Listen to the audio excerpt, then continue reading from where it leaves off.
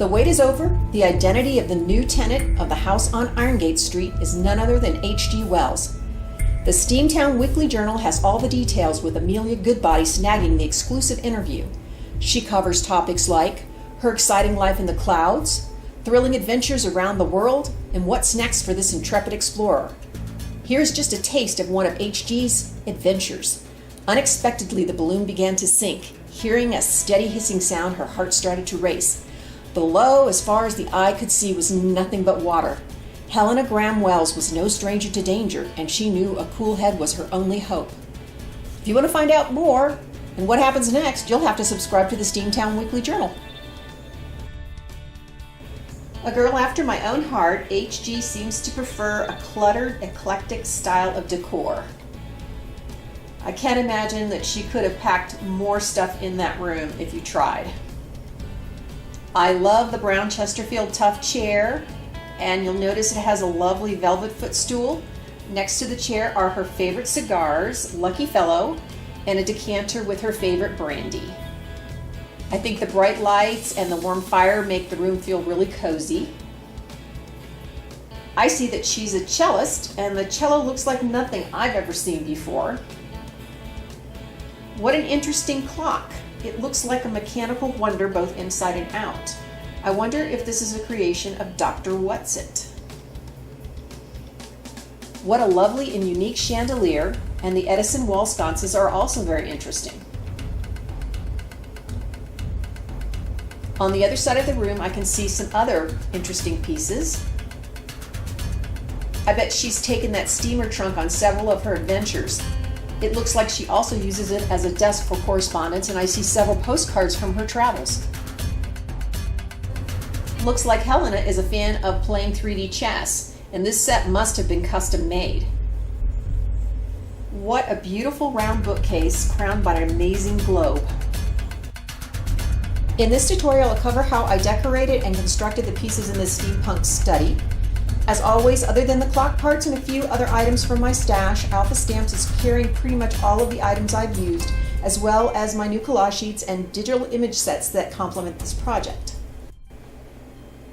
I think I'll start by talking about all the new images before I get into how I built all the different pieces, and that way you'll have these in mind when you see the things that I've used. The first one is a Steampunk Explorer collage sheet, and this sheet contains the Steamtown Weekly Journal, several of those, other steampunk related adventure magazines, also a bunch of steampunk related postcards. There's also a collection of Jules Verne's books, a map, and just a few other odds and ends, tickets and whatnot.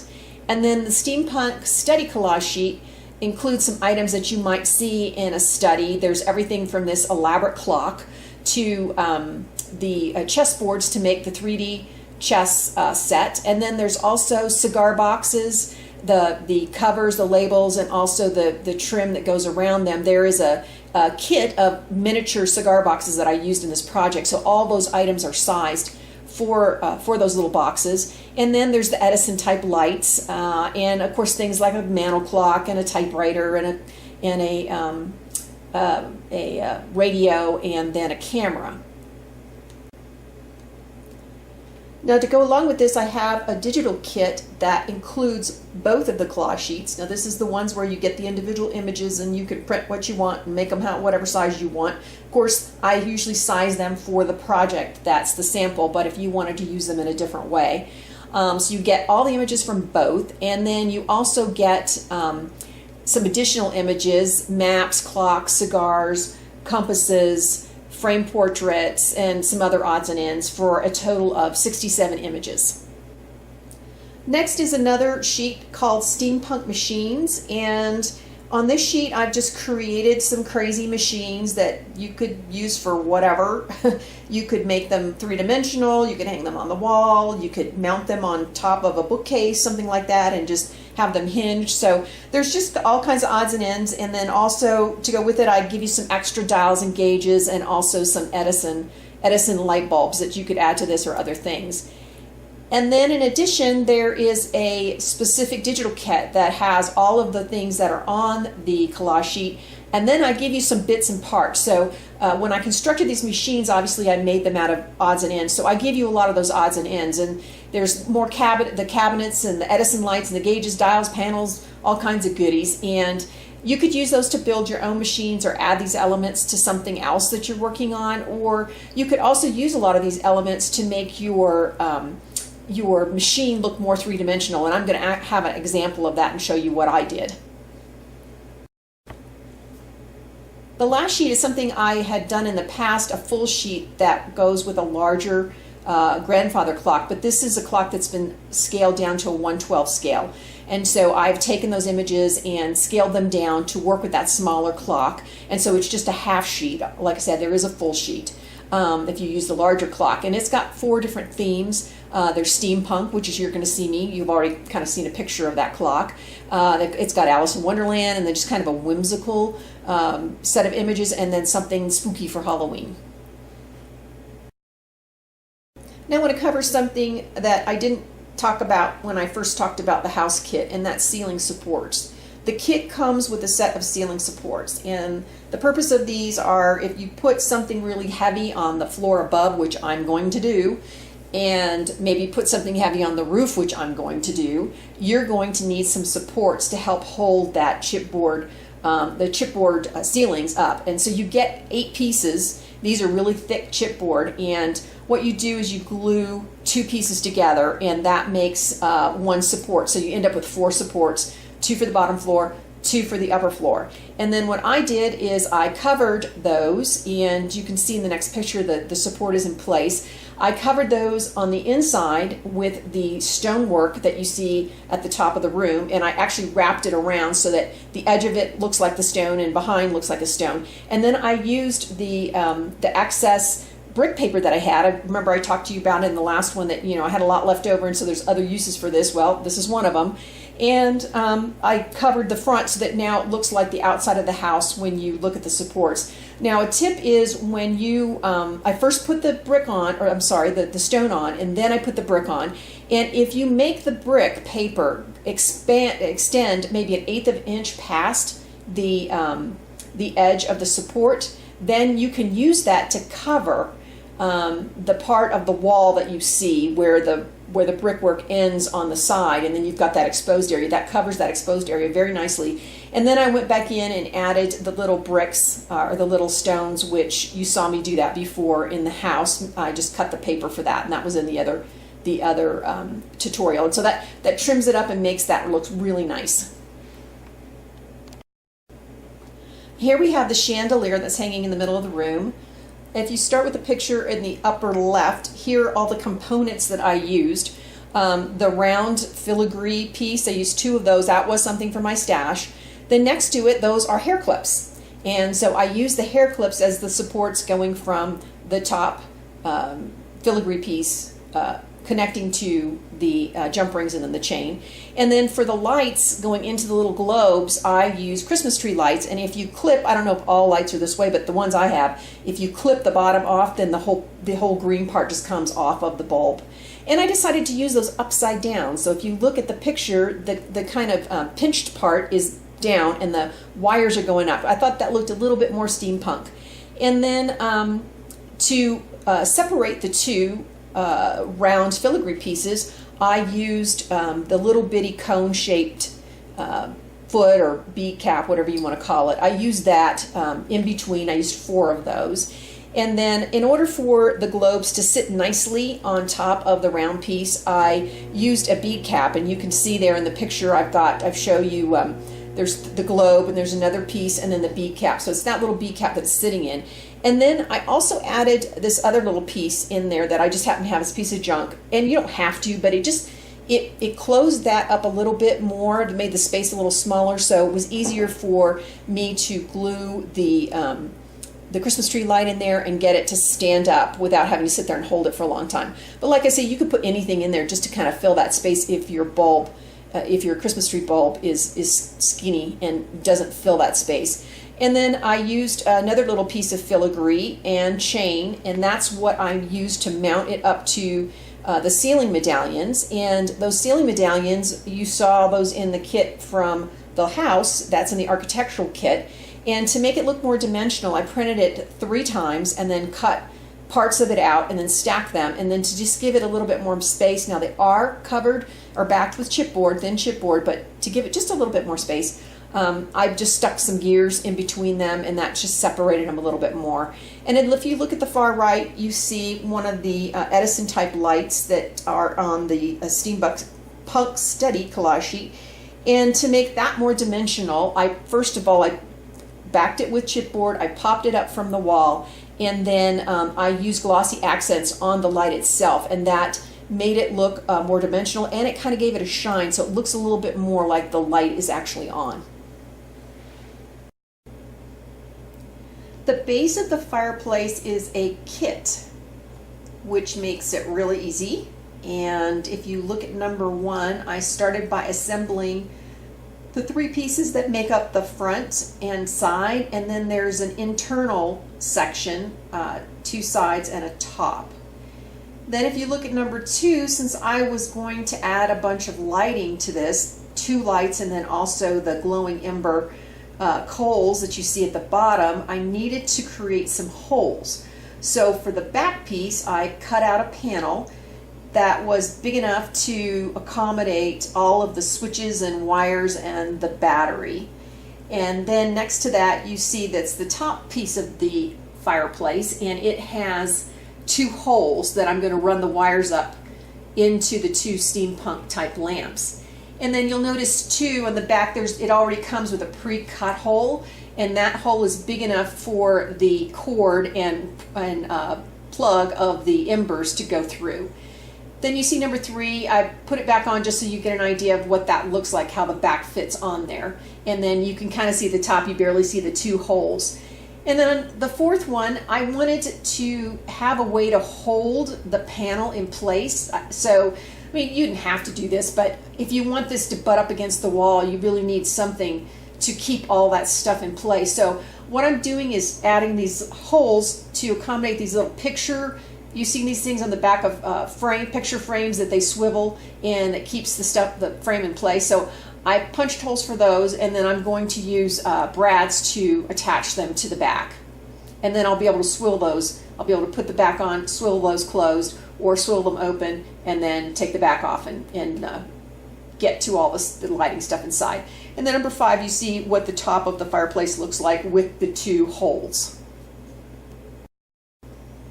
Once everything was cut and punched and I had all my holes, and I started covering the fireplace, and what I used is the architectural kit that I used in the first video where I constructed the house. There were all these 10 panels, decorative panels, so I used one of those sets of panels to do the outside, and then another set of panels to do the inside, and those panels are actually the same ones that you see in the upstairs room for the roof. And then of course, after I apply all of the panels, then I need to keep opening my holes so that I can still get to them. And then on number 1, you see there's a kind of a triangular piece that I ended up using as a way of framing out the arch of the fireplace. And I have that image for you on the blog, my blog post for this, that you can download it and use it if you want. And basically, there's one that's a little bit bigger for the center, and then there a little one, and then you just keep laying those little ones around the edge, just kind of slightly overlapping, and that will give you that nice curve. So number 2, you can see the basic components for the steampunk lamp. Alpha Stamps carries this little light with a switch and the battery, and all comes as a complete kit. And then I needed a base, and then I used another little screw thing from my stash, just junk. And then you can see this domed glass bottle here. That's also from Alpha Stamps. So all of that, they carry all that except for that little round thing that I have in the middle, the brass thing. And so that's basically what I did. I punched a hole in the filigree piece that was big enough to shove the bulb through, and then put that through the brass piece and then into the glass dome, and then kind of glued that in place. And if you look at number 3, I also added some more decorative pieces to the top of that. Those are 2 different bead caps just to kind of dress up the very top. And then if you look at number 4, of course, you have to string those lights through those holes before you start stringing it through the filigree and into that glass dome. And then number 5, you can see where the batteries and the switches are in that little open space. And you can also see how those picture frame holders, or what, I don't know what you call them, but anyway, swivel things, you can see those are attached with brads, and you can see what that looks like. Now I want to review a little bit about the glowing embers in the grate. If you see number 1, you can see that what they look like in place. And then number 2 kind of gives you a picture of the product itself. The top one, you can see there's a hole in the embers, and then in the second picture right underneath it, you can see that there is a red light that has a cord and a plug, and of course that red light goes up in that hole. And then the third picture is a separate piece. It's got the white thing on the end for the plug to plug into, and then that's connected through wires to where you would connect a 9-volt battery. Now in this particular one, the version I bought of the last piece there with the plug and the battery connector, it does not have a switch, so to turn it off and on you have to pull the battery off. But Alpha Stamps does carry a version where you have a switch, so if you'd rather have one with a switch to make it easier, you can do it that way. Look down at number 3, it's just to remind you that there is already a hole in the bottom of the kit, so you don't have to cut one for this, and that plug will fit right through that hole. And then number 4, I wanted to show you how it looked when I put the piece I cut out back on the back of the fireplace, and then I used those little toggle things, picture toggle things, to keep that closed, because by the time you have wires and batteries and all that kind of stuff, it pretty much fills that hole. And so this way that kind of keeps it in place, and I can set the fireplace right up against the wall. And you can see the wires from the plug running up into that square area. And then the last picture just kind of gives you an overall look of how the lights look and the glowing embers look. And then I'll mention a couple other things. I did add some brass decorative pieces on it, on the corners and in the center, and I dressed those up with rubbing a little bit of metallic wax on it, a copper color, and the wax is really nice. It dries really quickly. It's really creamy, so it's very easy to apply, and it dries very quickly and it dries hard. Now if you're extra ambitious, you could also cut holes to accommodate the switches on the lamps on top of the fireplace. The areas you can see in the first image, open image of the fireplace chipboard kit, those areas going down the sides, they remain open when you put the back on. So if you weren't going to put your fireplace right up against the wall, maybe in a corner or something, or some way that didn't matter, that there was a little bit more bulk on the back side of the fireplace, then you could cut yourself some holes, and then those switches can come out those holes, and that would just make it a little bit more convenient. Of course, you could do the same thing for the embers that are in the fireplace grate. The way I constructed the little machine that sits on top of the fireplace is that I used a matchbox and wrapped it with images. For the front, that's one of the machine images that's either on the machine collage sheet or in the digital kit. That goes in the front. I backed it with chipboard just to make it a little more sturdy, and then used glossy accents to pop and create more of a glass look on both of the lamps and the 2 dials.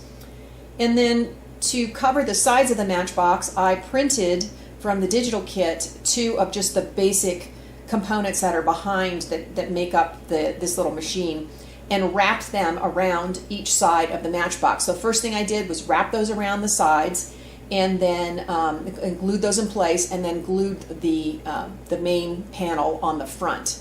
Now the way mine sat, it wasn't necessary to back the insides.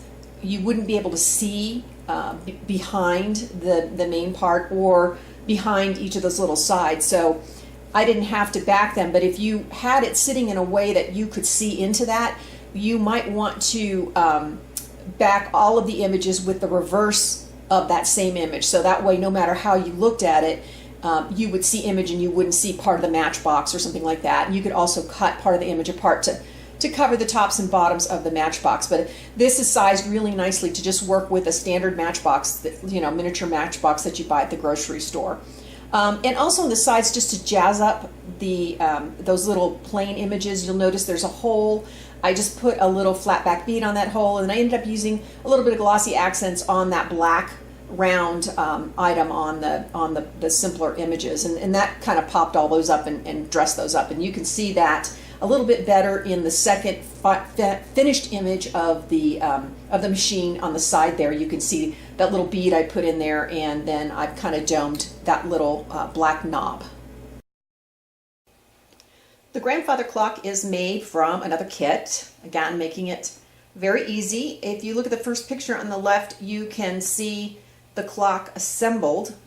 It's got pieces so that you can have the top open or closed or hinged so that you can open it, which is what I did.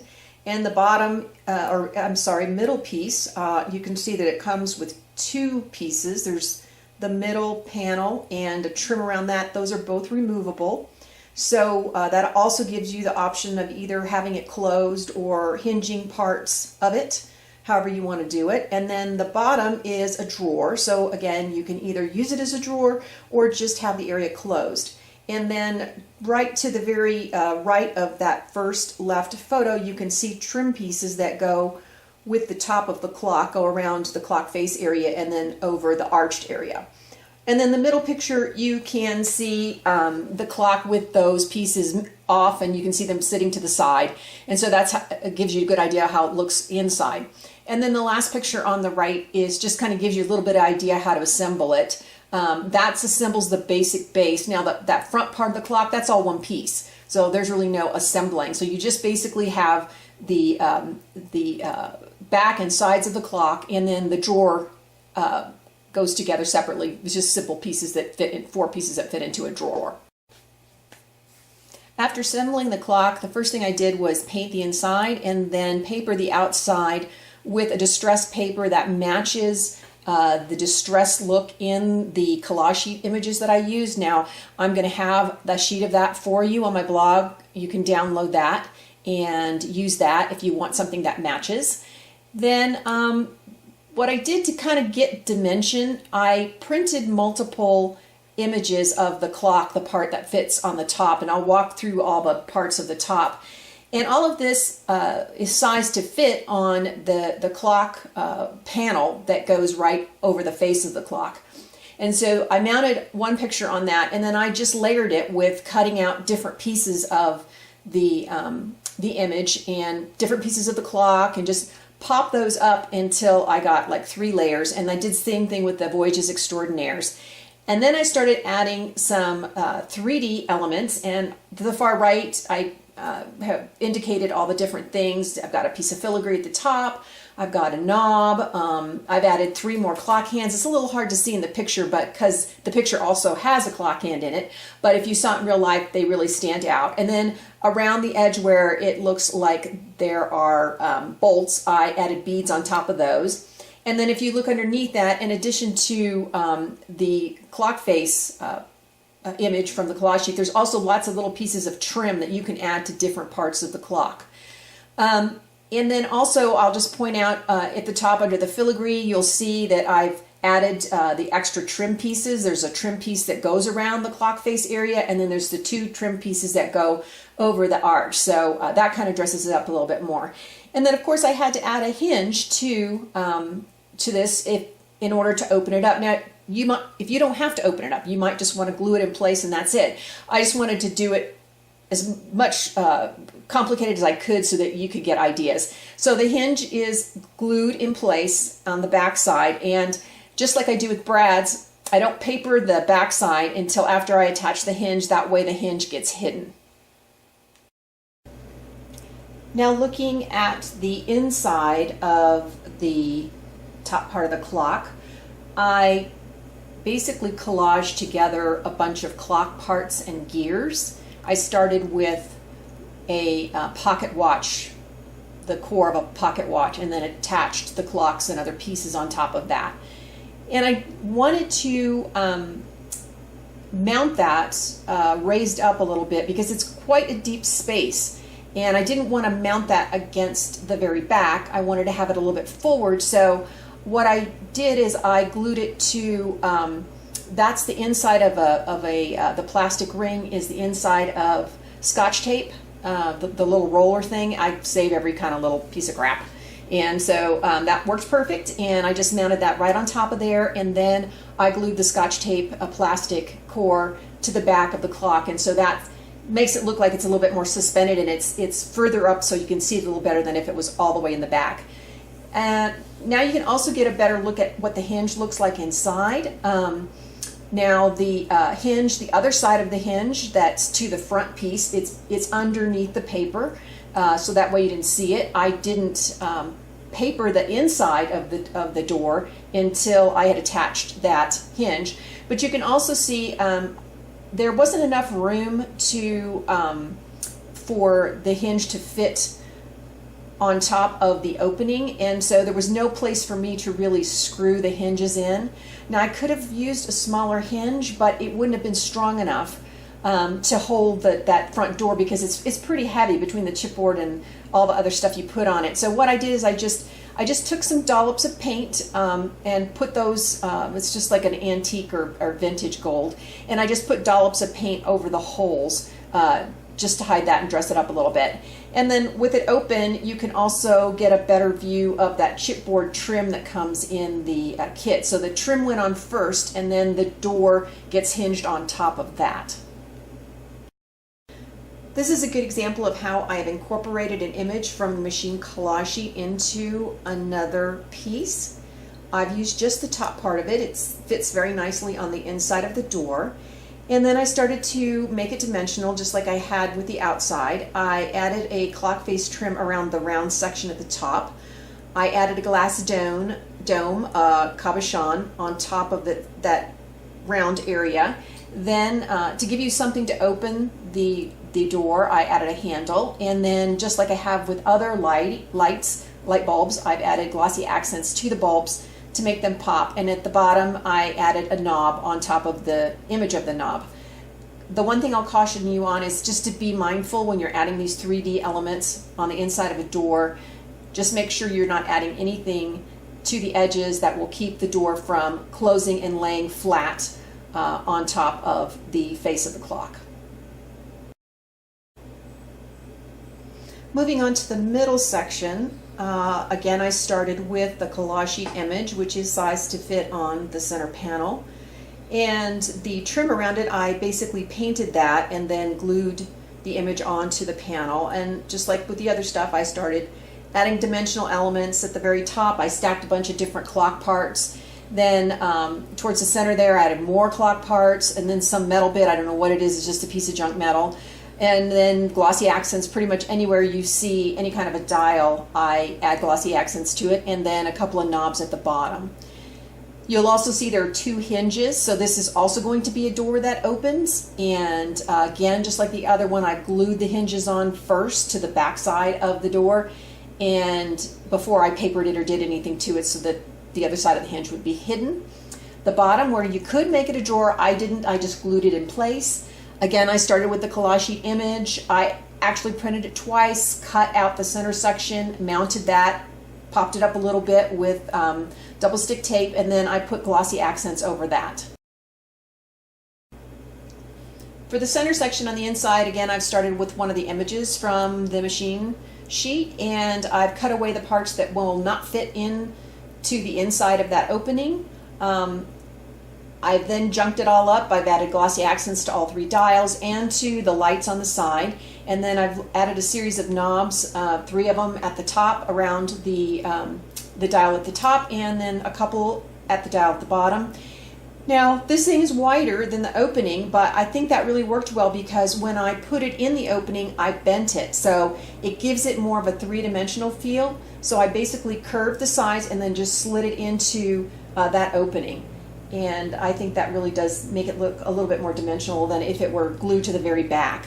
The metal, the gold metal piece that you see there, that is just something to keep that door from falling inside of the opening. because I had to shift it over a little bit to get the hinges to work. And again, like the top piece, the hinges are glued and I used paint to cover the holes.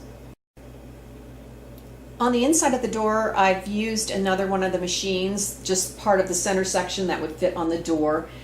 And just like with everything else, I jazzed it up with knobs. Anywhere where there was a knob, I added another knob, and then used glossy accents on the dials. Again, just be careful when you're adding things on the inside that they don't prevent the door from closing and being flush with the opening. This is a different themed clock from the same kit, except it's the larger version kit that I did about a year ago. I thought I'd just show it to you really quickly because it's a little bit different than the other one.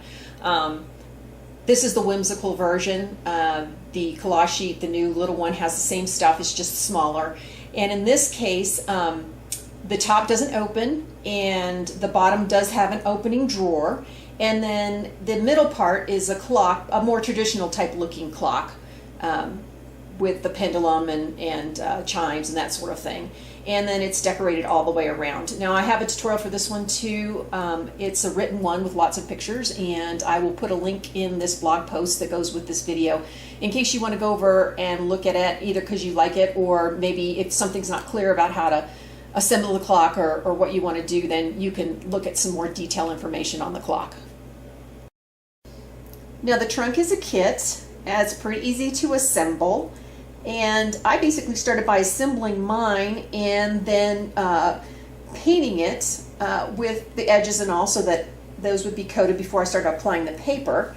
And in number 2, you can see the paper that I used. It's double-sided and it has like a suede feel to it, or a kind of a leathery, soft leathery feel to it. And it's got the tan on one side and then kind of more of a yellowy color on the other side. Now I wanted to give it more texture, almost to maybe look like it's some kind of leather or animal skin. And so number 3, what you see there is you see the yellow side of the paper, and I have painted that with the Distress Crackle paint, the Clear Rock Candy. Now, of course, you could use any crackle that you want. The reason I select this is for miniatures. It gives you really, really tiny, fine crackles. So the scale of the crackles fit the size of the little things that you're making. So I particularly like that product. And then number 4, what I've done is I've come in with some Distress ink and I have rubbed it on that to give it, make it a little bit darker, and just to give it some more light and dark instead of just one solid color. And then number 5, you can see that I have cut up strips of the paper that's not been crackled, and I've used that to trim all around all the edges of the trunk.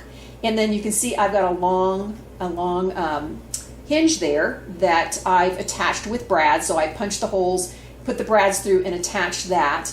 The only thing is I don't paper or do anything to the inside until I get that on there, because I want to be able to hide those brads under the paper that's on the inside. Now in terms of the inside, you see, the kind of the completed picture of the trunk completely done and all the accessories attached. Now for the inside, I kind of used a combination of things. Again, I used that same suede leathery type fake paper. I used that in some places, but then I also used images from this collage sheet. This collage sheet was designed to specifically fit the trunk. So it gives you drawers and actually some hat boxes, and if the main areas, the bigger areas, if you want to fill those with the paper it has. So all you have to do is cut that stuff and fold it and glue it together, and then you've got the components for the trunk, the steamer trunk. Now I used a combination of both images from the paper and then also some of the leathery stuff. And I want to call particular attention to the part that drops down. That thing, it's got little attachments on the side, so it can flip up or flip down. I've kind of got mine permanently set because for the scene, I wanted it down and I wasn't going to be closing the trunk. But I needed to keep that in place, and I needed to look like there was something that was holding it. So what I've done is just taken 2 pieces of chain, attached them on the inside of the trunk and there on the flap part that comes down. And then I've just taken some flat metallic looking beads and glued those on top of the ends of the chain so that you can't see the glue that's holding the chain in place. Now here you see a close-up view of that tabletop that flips down, and you see a better view of the two chains. And then one of the accessories that I made was this magnifying glass, and I used a large jump ring, and then I filled it with glossy accents. And then on top of that, I put this glass, flat glass piece that Alpha Stamps carries. And I did the glossy accents just so that there was a solid surface for that to sit on. And with the glossy accents, of course, it's clear so you can see through it. It does give it kind of a magnifying effect.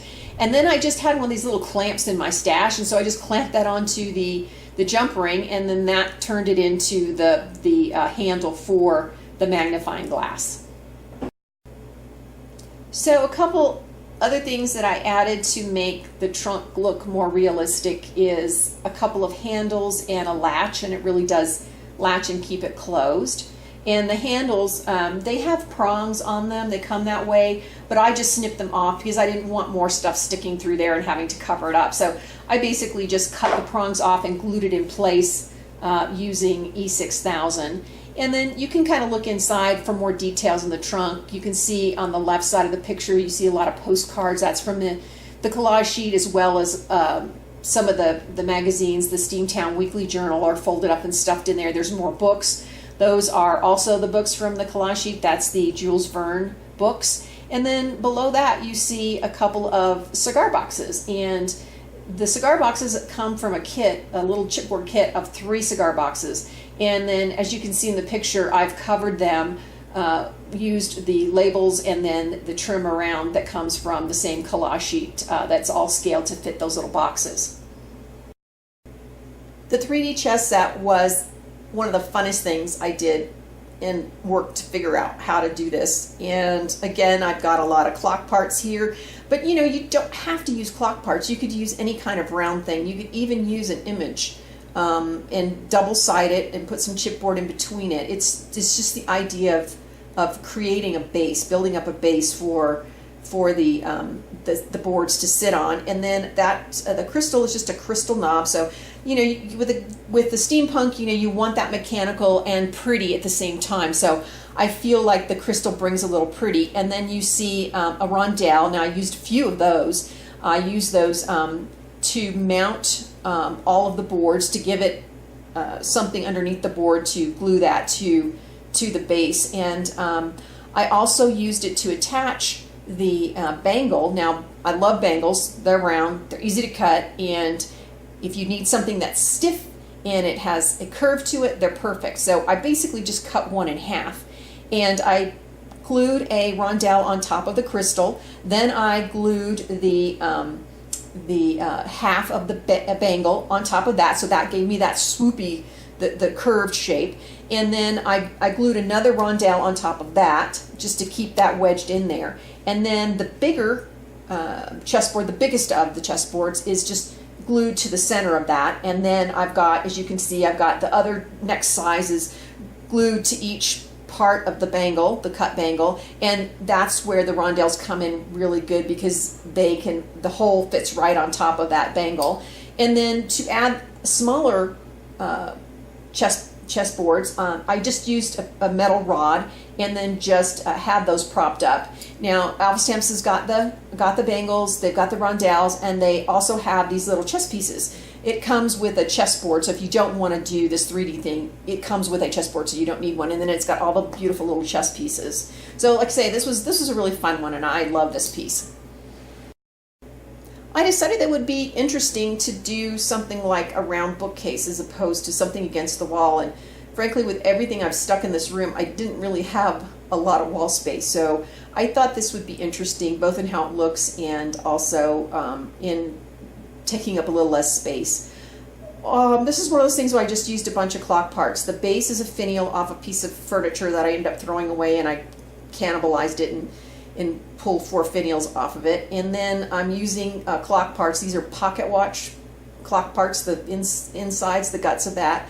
And then I'm also using a gear, and the purpose for the gear is the finial's rounded on the end, and so it's a little bit harder to get a flat thing to glue onto that. So I put the gear on first, and the hole fit nicely over that rounded part of the finial. and then it made it a lot easier to glue the first pocket watch part. And then I just used some more, I don't even know what these things are, just some junk stuff,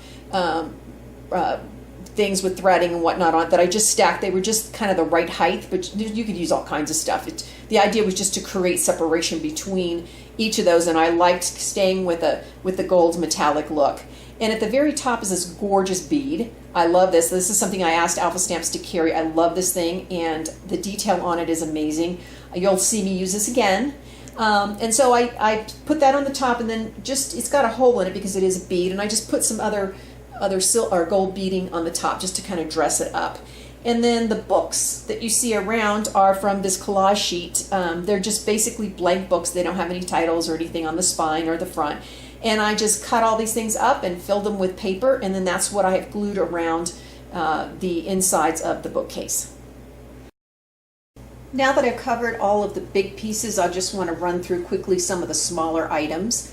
The first one is the silver tray with the 2 glasses and the decanter. That decanter is made out of beads, and it comes as a little kit, so it's really simple to assemble the decanter. And then the second one is an electronic pin, and I have used just some odds and ends, bits and bobs, to just create something that I thought looked mechanical. The next one is, since I had extra drawers from the collage sheet that you can use for the trunk, I decided to use it as just kind of a little magazine basket. So some of the magazines and journals and whatnot from the Explorers collage sheet are in there. And then the last one is a spy scope. Now this thing is made out of different sized straws. Now I'm not going to go into detail on it here because I have a bigger version that you're going to see in the next video. So I think I will cover that in detail in that video. The realistic rug that you see on the floor is made by printing that on my inkjet printer. I have a digital kit that has several different rugs, different colors and shapes, and I used what's called canvas paper, and it's specifically made to go through your printer, your inkjet printer, and that's what gives it a little bit more of a texture to make it look realistic. And then to the edges I have added some sweeper fringe. There's several different brands of this canvas paper. The pack I have is old, so those people don't make it anymore, but I did look online and there are a lot of people who make canvas paper. I hope you've enjoyed this tutorial and you've gotten some ideas whether or not you want to do exactly what I've done, maybe introduce you some new kits and things if you like to do miniatures. As always, Alpha Stamps, I think I mentioned at the beginning, is carrying most of the products I used. And you will have a link if you're on YouTube and in the description area that will take you to the blog post that complements this. And from there, there's more information about all of the products I use and very detailed lists that specify what I used for which piece, and links to Alpha Stamps for a master list of those things, as well as the images that I talked about that you can download and use for your project. So if you're on my blog post, of course, you're already there. So I will see you again shortly, and we're going to be moving upstairs to the second floor.